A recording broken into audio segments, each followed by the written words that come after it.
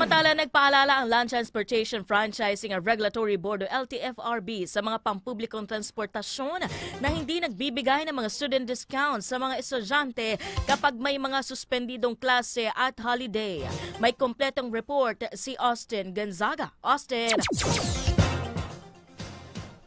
Ani at A sa isang press release sa LTFRB, binigyan din ito ni LTFRB Chairperson Atty. Tigor Mendoza matapos makakalap ng mga reklamo kung saan hindi nagbibigay ng mga 20% na diskwento sa mga estudyante kahit may mga suspensyon ng mga klase at mga holidays.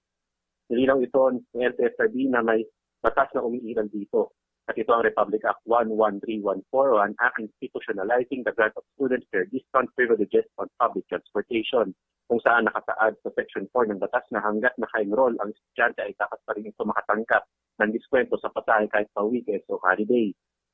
Dahilan naman ng ilang mga tsuper, kung wala namang pasok ay baka gumagala lamang at naka-ID upang makadiskwento ang mga estudyante at parang lugi sila sa kanilang hanap buhay.